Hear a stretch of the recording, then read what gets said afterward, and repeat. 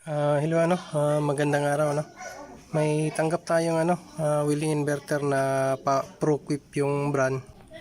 Bali 330 amperes. Bali di ko na pala to sasaksak ko, papaanda rin kasi sabi ng mayari may pumutok daw sa loob. So para hindi na tayo makasira pa ng ibang pyesa. So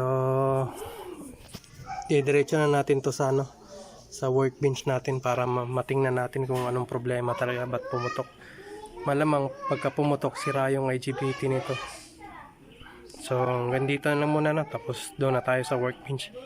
Pasensya na kasi sabi ng mayari pumutok daw, so di ko na papaanda rin to. So bili ulit bali ngayon i-tester na natin tong PWM board na gamit yung oscilloscope natin. Bali ang natin, titingnan natin yung signal nito kung tama ba, nag square wave ba o square wave ba yung labas o nagpa-flatten. Kasi may dahilan kasi ba't sumabog yung IGBT natin. Isa to sa mga dahilan na hindi tama yung signal na nilalabas. So ngayon ko muna power.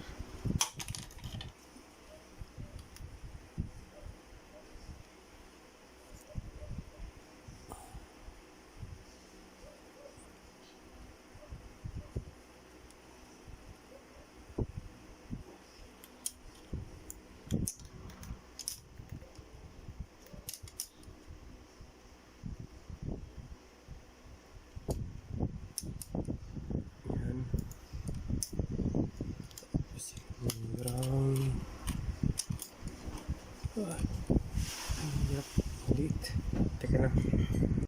Bali pa lang ngayon. Bali nagpalit pala tayo ng saglit lang, umiinit yung power supply ko. Bali nagpalit tayo ng PWM na ayos yan kita nyo wala na tinanggal. So bali ito yung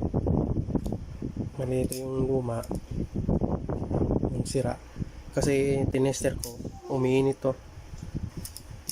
yung PWM natin, so kaya naman sumabog yung IGBT natin kasi nga sira na to.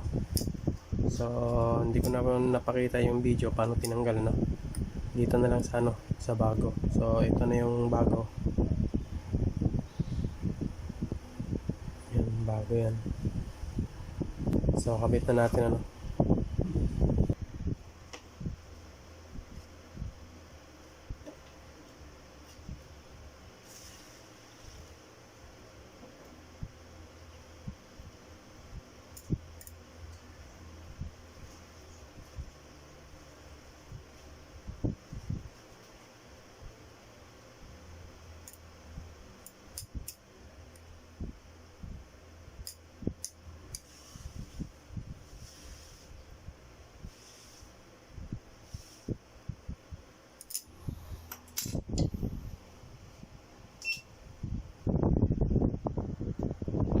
So lagay muna tayo ng flux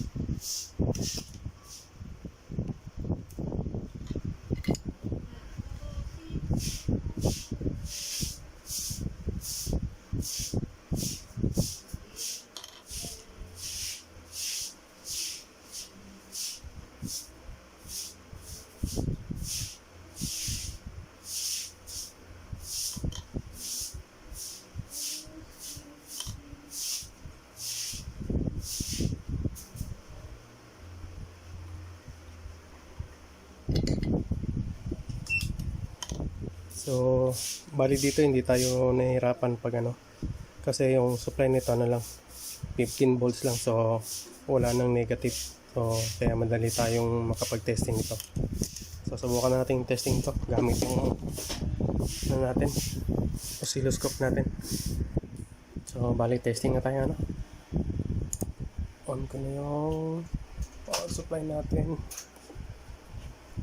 Tapos yun, meron.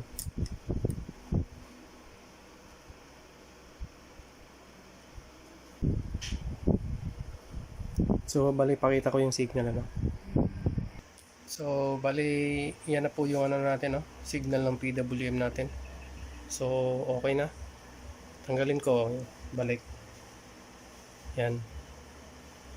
Yan na yung signal ng PWM natin. Tapos yung kabila, ganyan. Yan.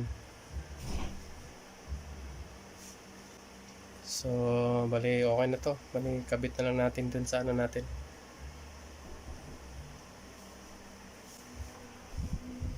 Bali yan na yun. Ito yung dalawa. Yan yung signal. Yan.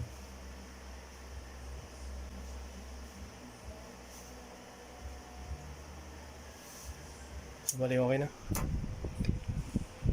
So, bali kanina ano, nung tinesting ko kasi medyo nagduda ako kasi medyo parang pangit yung signal ng PWM natin. So, dito ako nagtester sa mismong IC yung signal natin. Okay naman. Yan na yung signal na. Malinis naman yung PWM signal natin. Ayos na ayos. So, sa kabila din, yan. So, parehas lang sila. So, normal lang yung nandun sa output. So, okay na to. Balikabit na natin.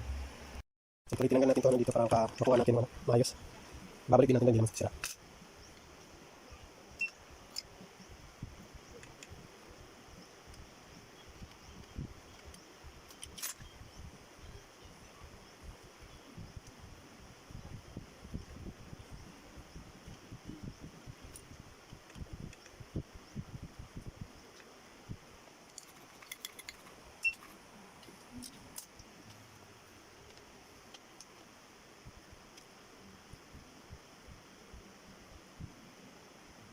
So, open talaga. Ito. Open din.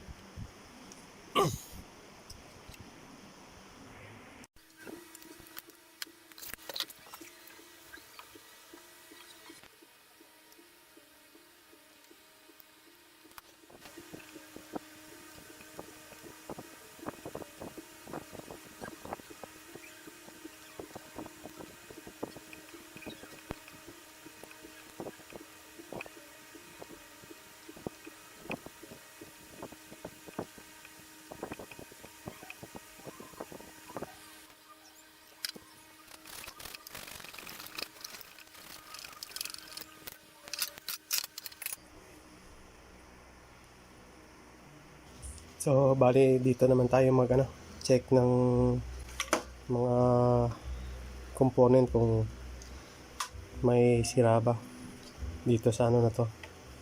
Although, ang gawin ko nito, isa lang naman yung ginamit. Isa-isa sila. So, bali, para gawin nating matibay, dalawa-dalawa na yung ano natin ilagay. So, unahin muna natin itong mga component. Ito, ano lang naman to, mga ohms lang naman to. So, dito,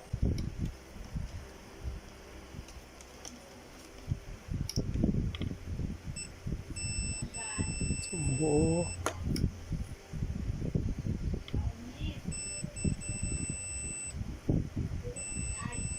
Din.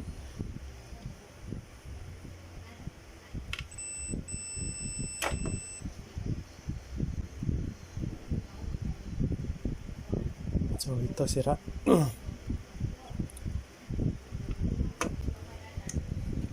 Hanap tayo dito.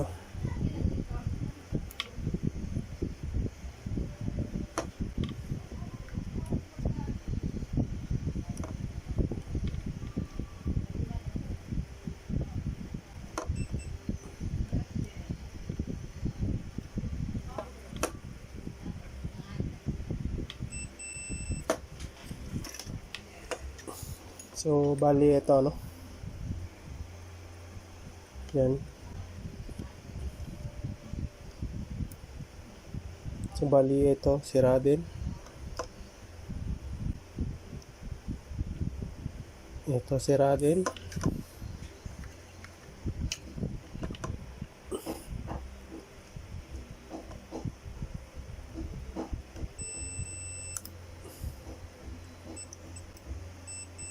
So, okay to. Okay din to. Pero, ito, subukan natin to.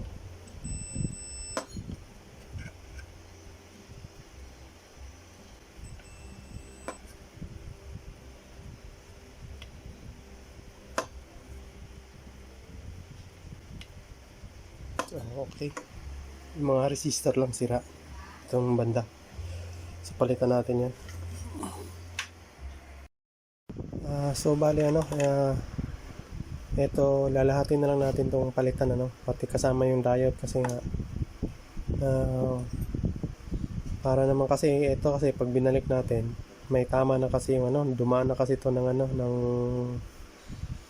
baga sobrang, kunwari ito, dumaan na ito ng short tape kasi pumutok na yung, ano, resistor dito. Itong kabila, okay naman, kaso papalitan din natin para yung talagang walang naranasang ano, yung mga resistor walang naranasang over voltage o over current para mas lalong tumagal pagka binigay natin yung customer. At saka ito, yan, papalitan na rin natin yan kasi may counting tama na.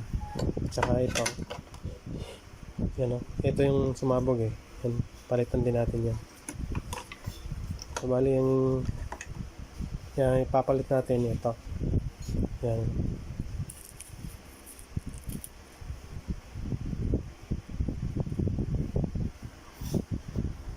Yan, bago din yung diode yan, bago lahat para ano tayo, para tumagal yung trabaho natin.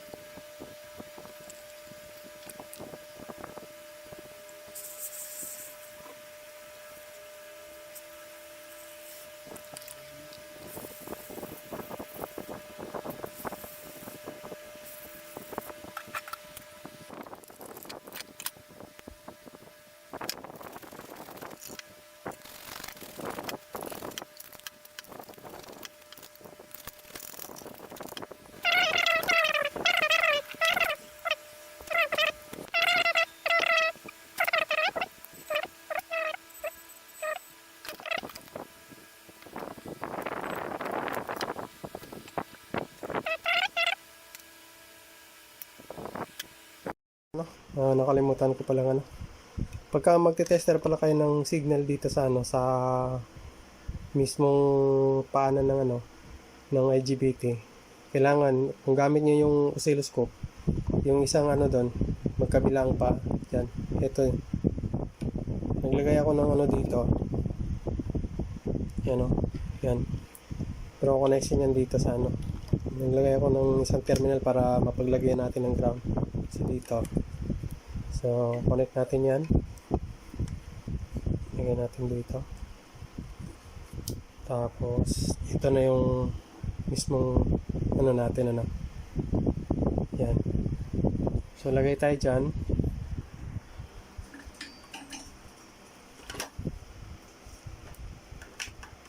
Tapos pandarin na natin yung board na. Tanggalin ko muna. Dito sa oscilloscope natin yan. Wala pang ano yan. So on na natin. Yan. Pumitik na yung relay. Tapos ito na yung signal na. Yan. Yan na yung signal ng ano natin. So katulad din ng signal nandun tayo nag-test sa bandang may IC. So ayos na yung signal nila ano. So lipat tayo sa kabila. Yan. So ganun din. Maayos na yung signal. Tanggalin natin. Lagay natin. Bali duty cycle nila 50% ano. Tapos yung peak to peak natin 1.95 volts. Maximum natin voltage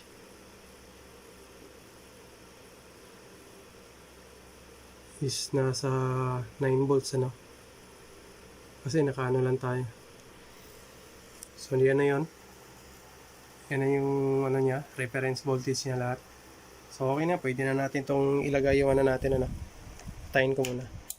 Pwede na natin tong ilagay yung bago nating mga IGBT para ano. Tapos kabit natin to sa casing. So kakabit muna natin ano.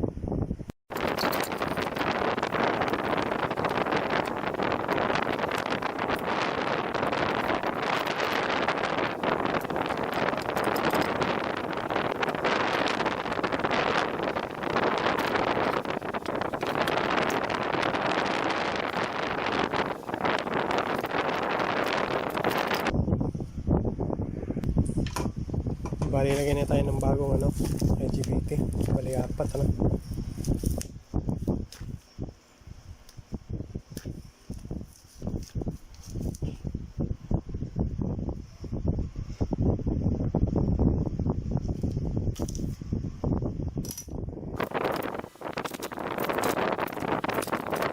So, bali, maglagay na tayo ngayon ng ano, bagong IGBT. So, ano pala no? Bago kayo maglagay ng IGBT, kung maaari, tester nyo ulit ng IGBT para sigurado. Pero ito tapos ko nang hindi ko na pinakita sa video na tinester ko yan, pero tinester ko ulit yan. So okay yan. Huwag kayong mag-rely dun sa ano, bago yung IGBT, kabit nyo ng kabit. Kasi minsan kasi ano, nabiktima na rin ako nito, bago, tapos hindi ko tinester, shorted pala. So maganda na yung nag-iingat.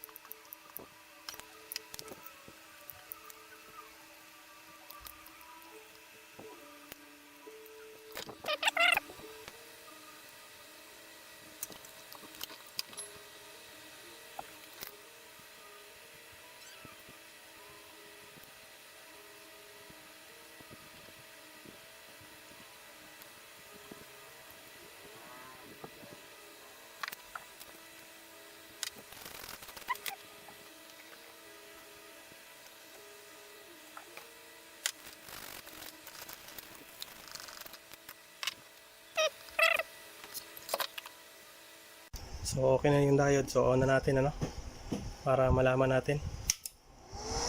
Yan. Under na. Dito, gumana naman. So, tayo ng voltahe. Output. Lipat na natin sa ano.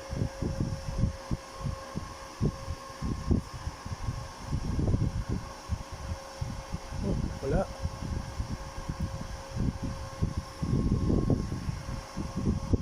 Walang lumalabas na output. Saglit lang.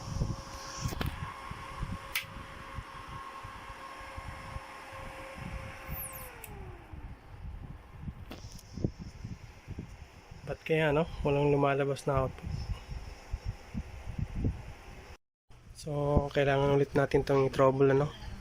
Sa tingin ko kaya walang output to kasi nung sinukat natin to, yung voltahe nito ano lang, 1 volt lang yung nilalabas na signal nito. So, masyadong mababa. Yung balikan ko yung i-trouble yung PWM natin. So, kailangan ko munang tanggalin din yung IGBT natin para ano, safety tayo. Para hindi masira. So, hindi ko napapakita no. Tatanggalin ko na lang yan tapos tanggalin ko ulit ito. Yung PWM natin. Kasi ayaw magana umandar naman. Kaso walang output. So, kailangan ko muna i-troubleshoot to. Kasi mababang voltahe yung nilalabas papunta rito. 1 volt hindi makakaano yun, hindi makaka-oscillate nito. So bali tinanggalan natin ano, ito na yung PWM.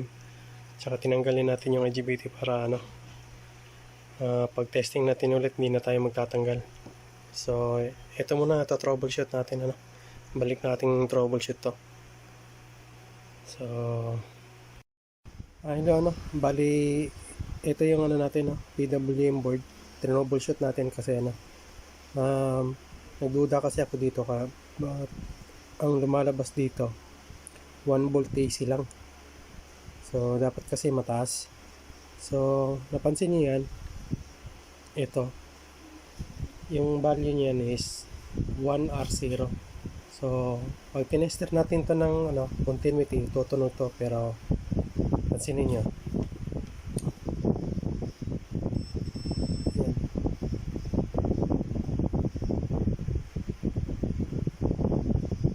hindi tumunog. So pag nilagay ko sa resistance, ang magiging value niya is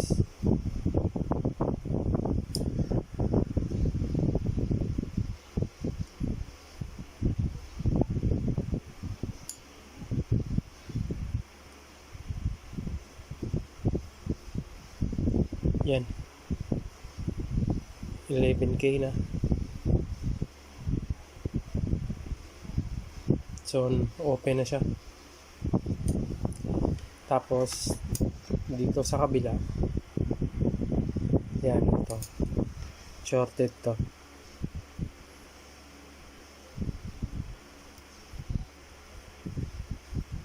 Dito lagay tayo sa buzzer.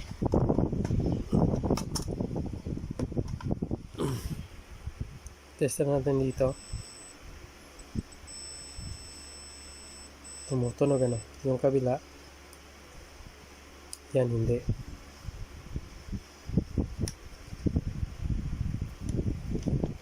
So kaya shorted yung isang MOSFET natin na N channel at saka P channel na magkasama. Ito, yan, tumutunog. Tapos ito rin dito, yan o, yan, tumutunog. Tapos dito rin tumutunog. So yung dito wala. So palitan natin to kasi sira to. Tapos palitan din natin yung 1 ohm resistor. So tanggalin natin yung mga sira no.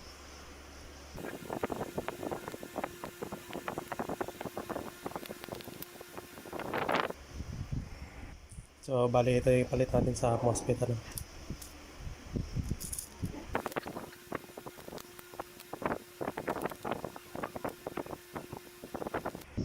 So, palitan na natin ano. Ito na yung bago.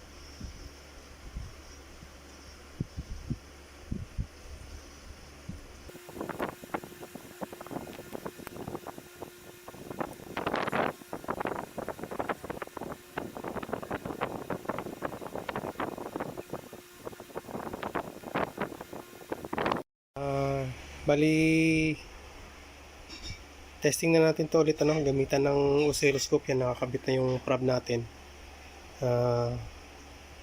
Tapos nakakabit na yan yung ano, bali yung isang ano, yung ito nakakabit yan dito, yan yung terminal, tapos yung isang connection naman dito din sa kabila. So yan natin lagay ano, tapos tingnan natin. So on ko na yung ano, on ko na yung power supply natin.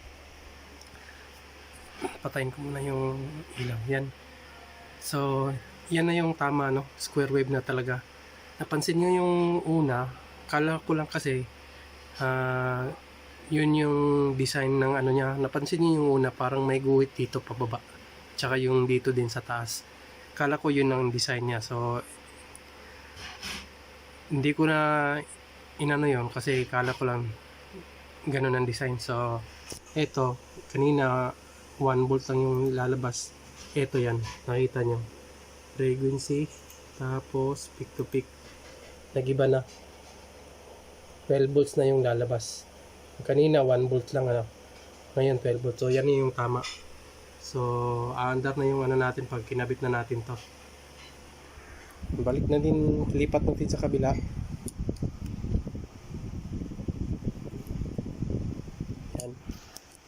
So, ganun din.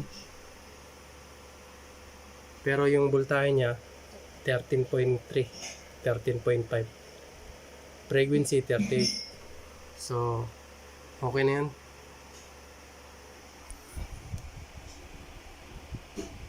So, nagduda na kasi ako kung doon kanina. Kasi ang lumalabas lang kasi nito kanina, 1 volt lang kasi. So, sa tingin ko, yung 1 volt na yun hindi kayang pa-oscillatein yung ano natin, IGBT natin. So balik na natin yung kabit. So hopefully okay na. Hello ulit ano. Bali naikabit na natin lahat yung ano, yung IGBT at saka ito. Na-testing na rin natin na okay to. So dito na, moment of truth na to. So, hopefully walang sumabog dito ano. So, on ko na yung ano. On ko na yung saksakan. Naka-on na yan. Tapos, on na rin natin yung welding. Yan. Nag-on na. Umilaw na rin. So, subukan natin ano. May ano ba tayo? Voltahe ba tayo? Output. So, yun. Dali 57.1. So okay na to. So bukas ko na lang ano to, ite-testing sa labas na mag-welding kasi gabi na gabi na, hapon na kasi ako nag-umpisa. So ano na lang, ite-testing na lang natin to sa labas para malaman natin yung performance. So hanggang dito na lang muna. Bali testing na natin tong kagagawa lang natin na ano, kagabi. Kagabi natin na ito natapos. So ngayong umaga natin ano, testing. So nakasaksak na yan. Yan, nakasaksak na. So on natin yung welding. Yan. Tumunog na no. So nakaset tayo ng 190. So testing natin yung welding.